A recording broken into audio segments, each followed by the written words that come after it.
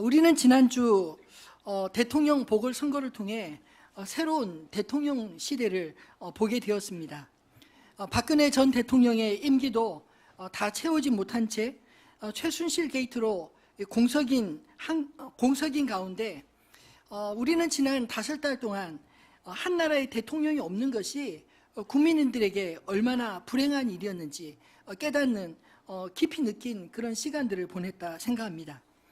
비정상의 정상화, 그런 슬로건을 내걸었던 이전 정권의 뒤를 이어서 문재인 대통령이 사실 비록 취임한 지 며칠 되지 않았지만 오히려 비정상화의 정상화를 구호가 아니라 실천해 주시는 것 같아서 정말 국민의 한 사람으로 기대가 됩니다.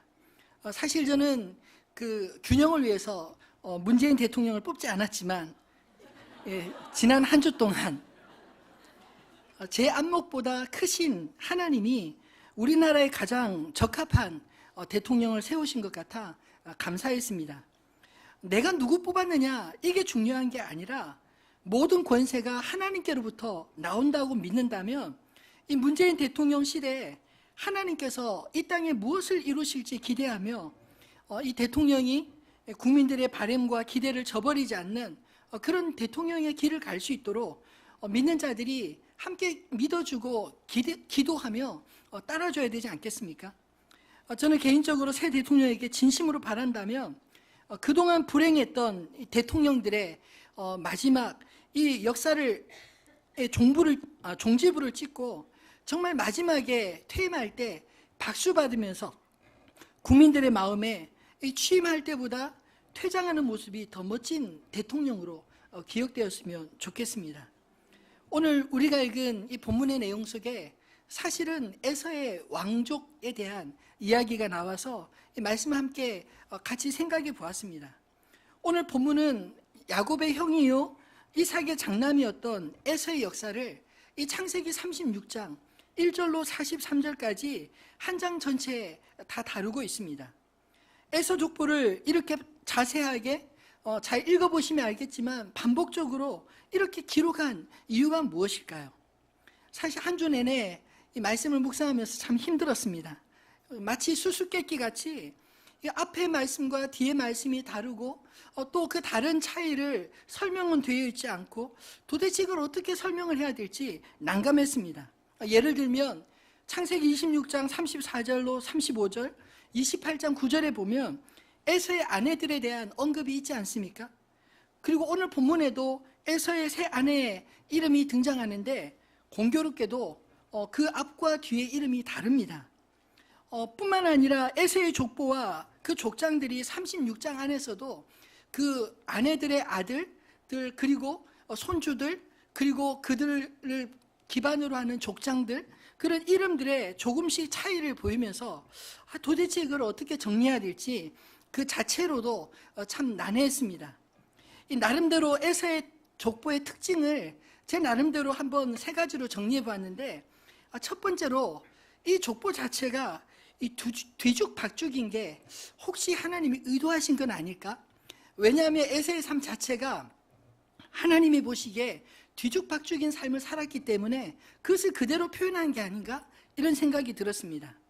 또 두 번째로 이 에서의 족보를 가만히 보다 보면 20절로 29절에 에서의 자손이 아닌 호리 족속의 자손 세일의 자녀들이 족보가 등장하고 있습니다.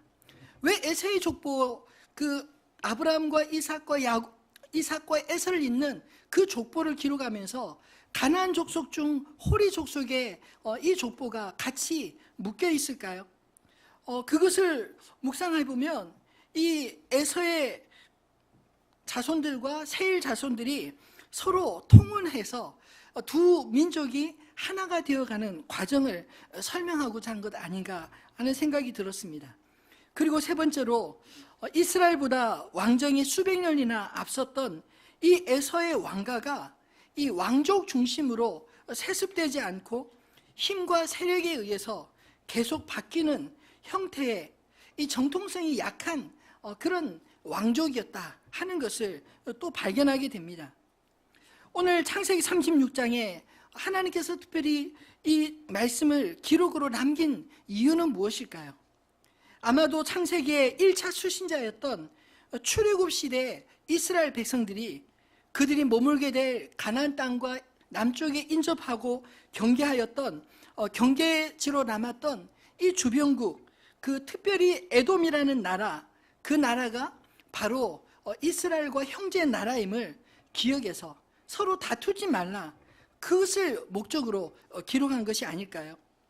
이 야곱과 달리 언약에서 벗어난 이 에서의 역사를 통해서 우리에게 언약으로 살아가는 것을 낙심하지 말라는 그런 메시지도 이 속에 담겨져 있다고 생각합니다.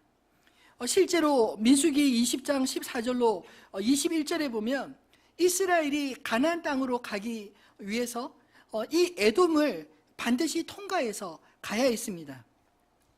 그때 모세가 사신을 보내서 에돔 왕에게 정중하게 요청을 했습니다. 우리는 같은 형제 나라이고 또 우리가 애굽에서 어떤 고난 가운데 하나님의 인도하심을 받아 이제 하나님이 약속한 가나안 땅으로 가려 하니 우리에게 길만 내달라고, 우리가 그 길을 가면서 아무것도 손대지 않고 혹시라도 우리가 물을 마시면 물값을 내겠고 혹시라도 무엇인가 손해를 내면 배상을 다 할 테니 그냥 길만 지나가게 해달라고 간청을 합니다. 그런데 18절로 21절에 보면 에돔 왕이 아주 단호하게 거절합니다. 에돔 왕이 대답하되 너는 우리 가운데로 지나지 못하리라. 내가 칼을 들고 나아가 너를 대적할까 하노라. 이스라엘 자손이 이르되 우리가 큰 길로만 지나가겠고 우리나 우리 짐승이 당신의 물을 마시면 그 값을 낼 것이라.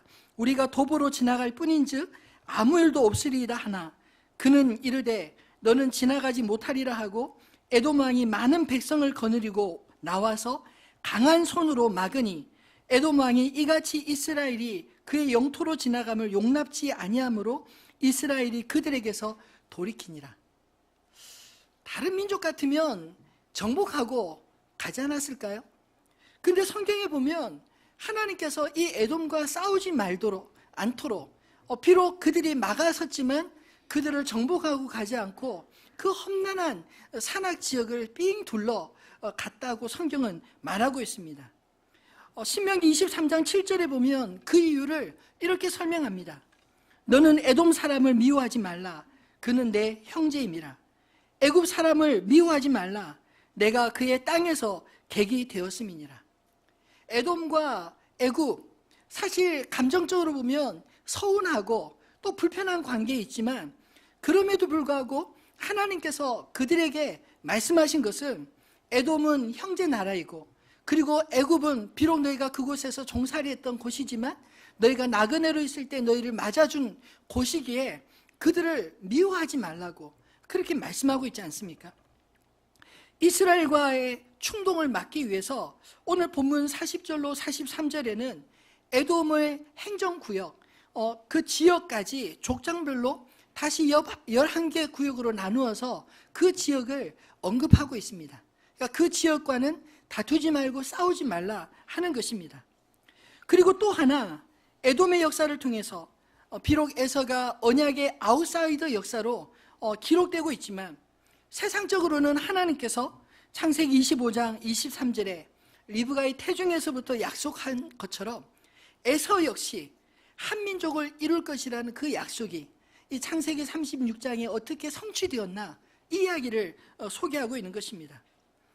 분명히 같은 부모에게서 태어난 쌍둥이 형제요, 또 특히나 장자였던 이 에서가 야곱과 달리 성경의 역사에서 비껴나 하나님의 언약에서 벗어난 아웃사이드의 길을 어떻게 가게 되었는지 오늘 말씀을 통해 구원의 여정을 걷는 우리에게 주시는 하나님의 세밀한 음성을 듣게 되기를 주님의 이름으로 축원합니다. 이 아웃사이드가 된 그 에서를 통해서 우리에게 주시는 첫 번째 메시지는 어떤 이유로도 약속의 땅을 떠나지 말라, 이 말씀을 하고 있는 것 아니겠습니까? 본문 1절로 8절 말씀은 에서가 가나안 땅에서 3명의 아내에게서 낳은 5명의 아들들의 이름이 기록되어 있고 그리고 가나안 땅에서 세일산으로 야곱을 떠나서 완전히 이주하게 된 배경을 소개하고 있습니다. 사실 야곱이 바단 아람에서 가나안으로 돌아오기 전부터 에서는 그의 아내 중 올리바마의 고향인 세일산, 즉 외가 집에서 그러니까 처가 집에서 이미 어느 정도 정착하며 터전을 이루고 살아가고 있었던 것을 우리는 창세기 33장에서 이미 살펴보았습니다. 근데 오늘 본문에서 다시 새롭게 언급하는 이유는 이미 아버지 이삭을 우리 지난주에 말씀 들은 것처럼 아버지 이삭을 에서와 야곱이 장사를 지내고 그리고 이제 에서가 완전하게 가나안 땅에서의 인연을 접고 모든 것을 다 정리해서 세일산으로 그 거주지를 완전히 옮겼다. 이것을 강조하기 위함이라고 생각합니다. 그 과정에 있어서 6절에 보면 가나안에서 세일산으로 이주하는 것이 아버지의 뜻이나 또는 야곱의 뜻이 아니라 온전히 자의적인 그런 행동인 것을 우리가 이 말씀을 통해 보게 됩니다. 6절 한번 볼까요? 에서가 자기 아내들과 자기 자녀들과 자기 집의 모든 사람과 자기의 가축과 자기의 모든 짐승과 자기가 가나안 땅에서 모은 모든 재물을 이끌고 그의 동생 야곱을 떠나 다른 곳으로 갔으니, 여러분이 본문을 자세히 보면 에서 한 사람의 이야기를 쓰는데 자기 6번이나 자기가 반복되어 있지 않나요? 그것은 이 에서의 행동이 온전히 자의적으로 스스로 결정하고 스스로 행동한 것이다, 이야기를 하고 있는 것입니다. 그리고 그 이유도 마치 아브라함과 그 조카 롯이 헤어질 때처럼 7절에 보면 야곱과 에서 두 사람의 소유가 풍부하여 함께 거주할 수 없는 상황에서 마치 롯이 소돔과 고모라 성을 보고 그 곳이 에덴처럼 풍요로워 보였기 때문에 자신에게 더 나은 선택으로 소돔과 고모라를 선택한 것처럼 에서 역시 자신에게 더 나은 선택으로 가나안을 떠나 세일산으로 갔음을 말씀하고 있는 것입니다. 여러분 혹시 옛날에 그 영화 인디애나 존스라는 그 영화 기억하신가요? 아마 그 외화지만 많은 분들이 보셨으리라 생각합니다. 그 인디애나 존스의 그 성궤를 찾아서라는 그 영화에 보면 이 바위 틈에 신비한 이 도시, 이 배경으로 그 배경이 나오지 않습니까? 그 도시가 바로 지금 요르단에 있는 페트라라는 곳인데, 이 페트라가 오늘 성경의 대만 지역입니다. 즉 세일산의 한 부분인데, 이 에돔 땅은 당시의 메소포타미아와 애굽의 그 상권을 잇는 그 왕도였고, 그리고 그 페트라는 무역 도시였습니다. 뿐만 아니라 이 세일산은 이 산악에 위치한 바위 틈 요새지였기 때문에 고대로부터 그 전쟁을 많이 치렀던 그 고대 나라들이 산 꼭대기에 도시를 형성하지 않습니까? 마찬가지로 이 세일산은 고대로부터 발달한 그런 군사도시요 상업도시였다는 것을 의미하고 있는 것입니다. 에서는 그 땅에 이미 거주하던 이 호리 족속들과 통혼하여서 결국 흡수합병하고 이스라엘보다 더 빨리 도시를 중심으로 왕국을 이루며 외적의 침입이 많았던 이 고대 시대의 번영을 이루었다. 이것이 사실 오늘 본문의 이야기인 것입니다. 그러면 과연 성경은 에서의 번역을 축복이라 말할까요? 야곱이 아버지 이삭을 통해서 그가 영적으로 육적으로 복을 받았다면, 저는 오늘 에서는 안타깝게도 이삭을 통해 육적인 복은 받았지만 영적인 복은 오히려 제외되었다, 이런 생각이 들었습니다. 이스라엘보다 먼저 왕국을 이룬 것이 세상의 눈으로 보았을 때는 번영이요 축복일지 모르지만, 여러분 그렇다고 부러워하지 마십시오. 역사적으로 앞서가던 이 에돔 왕국은 과거 속에 파묻히고 오히려 하나님의 역사의 방해자요 잊혀진 존재로, 오히려 성경 속에서 단지 이 창세기 36장에 에서의 족보로만 기억되고 있지 않습니까? 에서가 아브라함 이삭을 잇는 믿음의 계보에서 빠지게 된 것은 성경에서 이 에서를 설명하는 여러 말씀들처럼 비록 그가 육신으로는 신앙의 가정에서 태어나고 자라났지만 영적으로는 그가 하나님을 멀리하고 약속의 땅조차 그가 벗어났기 때문에 점점점 세상의 유혹 속에 세상의 사람이 되었다. 이것을 성경이 말씀하고자 하는 것 아닐까요? 저는 에서를 묵상하면서 우리 자녀들이 걱정되었습니다. 모태신앙으로 자라서 신앙생활 저절로 잘 하겠거니 생각하지 마시고 에서처럼 하나님과 멀어지지 않도록 우리가 무엇을 해야 하나 계속 기도하며 고민해야 하지 않을까요? 오늘 일부 특송은 부모가 자녀들을 직접 가르치는 쉐마학당 특송이 있었습니다. 근데 부모와 자녀들이 함께 나와서 이 강단을 가득 채워서 율동하며 찬양하는 그 모습이 정말 예뻤습니다. 또 2부 때 우리 어하나 국제대회에서 아이들이 이 좋은 성적을 얻은 것 보면서 여러분 참 감사하지 않습니까? 부모 세대와 자녀 세대가 함께 손잡고 주님을 찾을 때 우리 다음 세대가 여전히 하나님 앞에 잊혀지지 않고 기억될 줄로 믿습니다. 물론 믿음의 부모 아래에서 하나님께서 아브라함과 이삭을 기억하사 에서에게도 그 자손으로서 육신의 복을 주어 기업을 이루게 하셨지만 에서가 영적인 축복에서 멀어져 하나님을 잊어버리고 하나님의 역사에서 점점점 아웃사이드로 잊혀진 것은 여러분 뼈아픈 역사 아니겠습니까?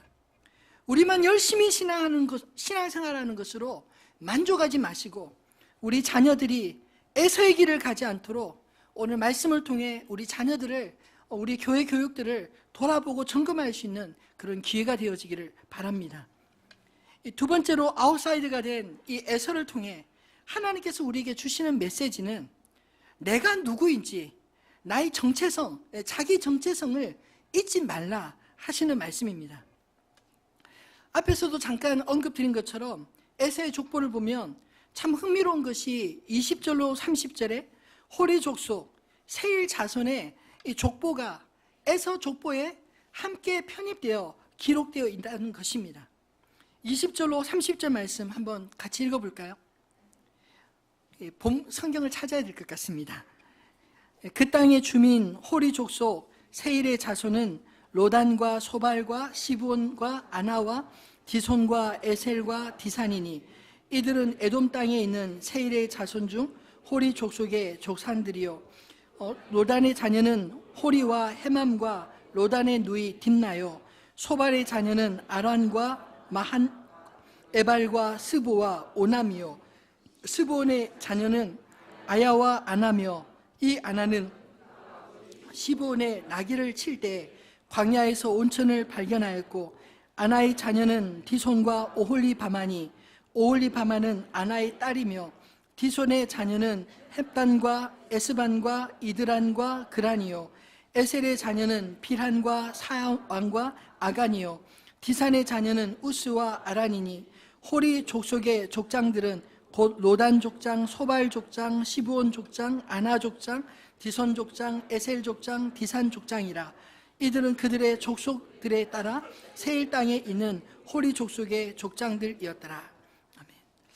이 족보 속에서 자세히 살펴보신 분은 눈치채셨을지 모르지만 이 에서의 족보와 세일의 족보를 이어주는 두 여인의 이름을 발견하게 됩니다. 22절에 딥나라는 여인과 25절에 오홀리바마라는 여인입니다. 딥나는 12절에 에세의 장남 엘리바스의 첩으로 훗날 이 이스라엘의 원수가 되었던 아말렉 족속의 조상 아말렉을 낳은 여인으로 기록하고 있습니다.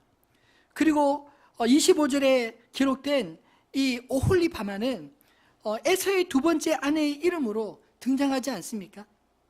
에서가 세일로 와서 왜 정착하게 되었을까?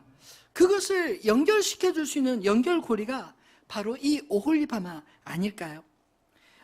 그런데 이 40절과 41절에 보면 에돔의 행정구역을 나누는 11곳 중에 두 곳, 이 딥나 족장과 오홀리바마 족장의 이름이 등장하고 있습니다. 그것은 뭘 의미할까요? 이들의 이름이 이 두 여인의 이름과 동일한 이름이라면 적어도 이 두 여인이 그 에돔가에서 얼마나 큰 영향력을 가졌는지, 그리고 에서와 세일의 족보가 왜 함께 혼용되어 기록되었는지 그것을 풀어주고 설명할 수 있는 그런 사람들이 아닐까요? 여러분, 어떤 역사이든지 동기와 과정이 있습니다. 에서가 하나님의 역사로는 아웃사이드의 길을 갔던 것이 팥죽 한 그릇에 장자의 명분을 팔았던 것처럼 그가 하나님의 언약보다 현실적인 만족과 안정감과 성공을 쫓는 그런 사람이었기 때문에 그가 하나님을 잊고 살면서 세상과 점점 동화되어 갔기 때문이라는 것을 알 수 있지 않을까요? 그가 정말 하나님의 사람이었다면 여러분, 불과 그 몇 분 차이로 태어난 이 동생 야곱이 자기 대신해서 아버지에게 축복의 기도를 받았다고 해서 그 동생 죽이겠다고 쫓아갈 정도로 그렇게 험악할 수 있겠습니까? 여러분, 분명히 이 에서는 그의 동기가 하나님 앞에 미운 바 되었기 때문에 그가 점차 하나님의 역사 가운데 배제되었던 것은 아닐까요?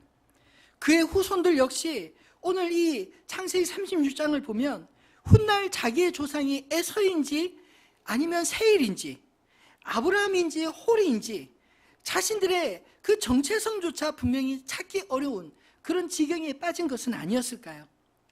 물론 하나님은 에서의 후손을 기억하시고 이스라엘이 가나안 땅을 정복할 때 형제나라 에돔과는 싸우지 말라 말씀하고 있지만 하나님과 자기 조상조차 잃어버렸던 에돔은 오히려 끊임없이 이스라엘의 가시가 되고 끊임없이 그들을 괴롭히는, 훗날 저주받고 역사 속으로 완전히 퇴장해버리는 그런 민족이 비극적인 민족이 된 것이 아니겠습니까? 또한 31절로 39절 말씀을 보면 에돔 왕국이 무엇을 추구하는 왕국이었는지를 엿볼 수 있습니다. 이스라엘의 왕이 있기 전에 에돔을 다스리던 왕이 8명이나 있었다고 오늘 성경이 말하고 있지 않습니까? 그리고 그들의 가문과 그 왕들의 이름을 기록하고 있는데 이 왕들의 이름은 왕가의 정통성이 없이 한 왕이 집권하다가 죽으면 또 다른 왕이 그를 대신하여 왕이 되었다. 본문 자세히 보시면 그를 대신하여 왕이 되었다. 이 말이 무려 8번이나 한 왕이 바뀔 때마다 기록하고 있습니다. 어떻게 보면 마치 민주적으로 선출이 되어 평화롭게 왕권이 이어진 것처럼 보일 수 있지만 사실은 이 남유다와 달리 북이스라엘의 왕들이 서로 피를 흘리며 투쟁하고 그 왕권이 바뀔 때마다 피비린 나는 그런 그 정쟁을 거쳤던 것처럼 오늘 이 에돔 왕국도 그런 왕조가 바뀔 때마다 피비린 나는 정치적인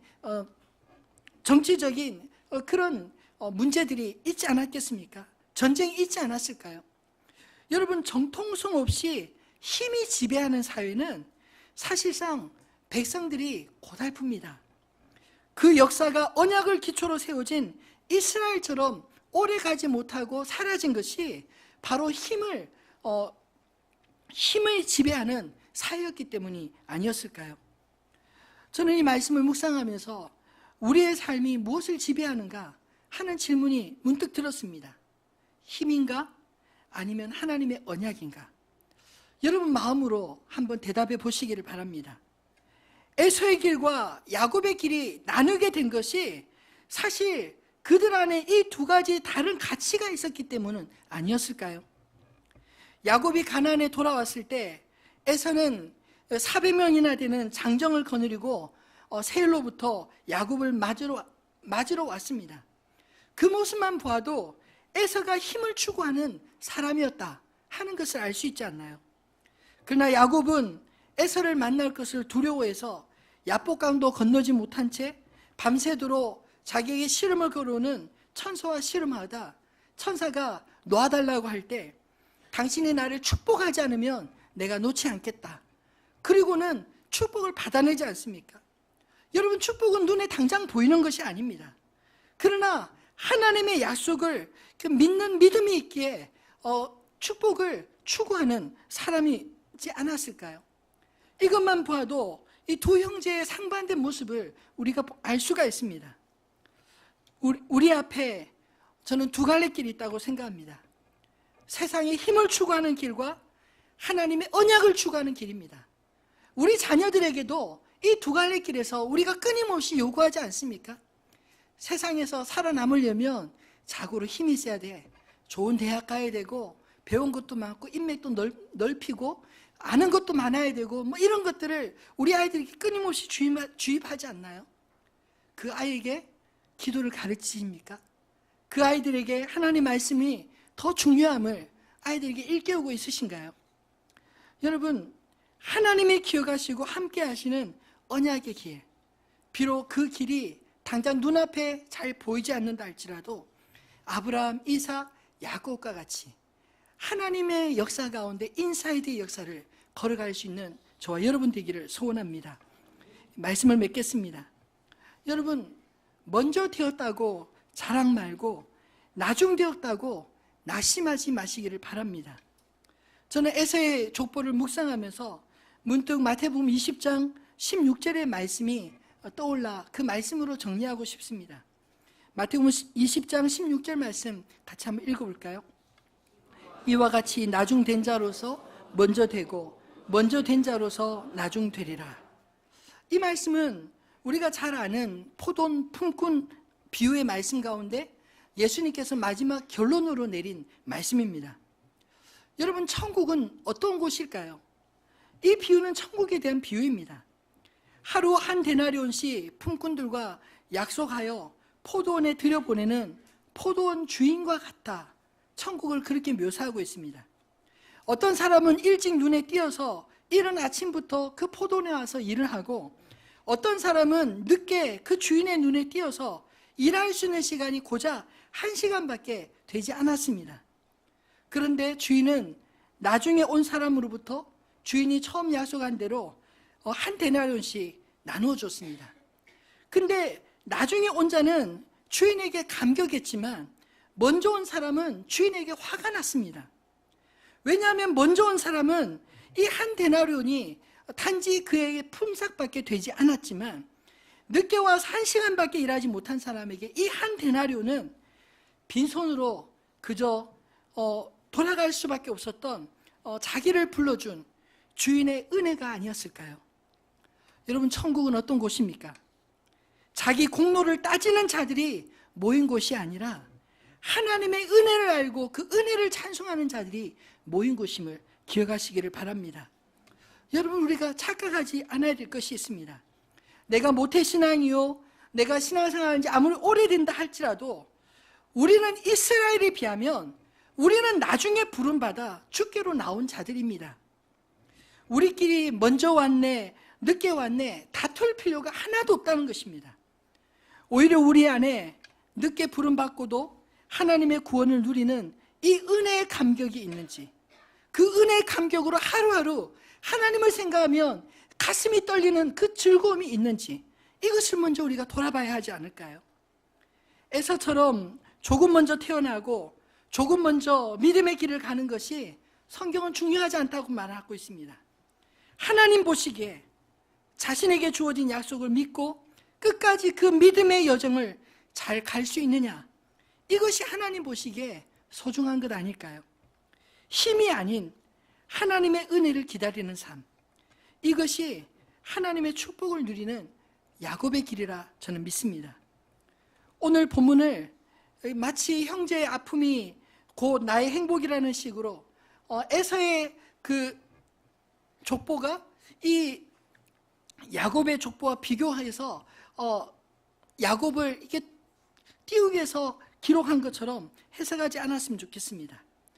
오히려 에서의 족보를 통해 하나님의 나라는 먼저 된 자, 나중 된 자가 중요한 것이 아니라 하나님을 찾는 자, 그의 은혜에 늘 감격할 수 있는 자가 하나님 나라에서 먼저 된 자임을 기억할 수 있게 되기를 바랍니다. 에서의 족보를 통해 먼저 태어난 순서대로 하나님 축복하지 않으시고 하나님을 사랑하는 자, 그 은혜에 감격하는 자를 영원토록 기억하시는 하나님 앞에 우리의 믿음의 계보를 성실하게 아름답게 이어가는 저와 여러분 되시기를 주님의 이름으로 축원합니다.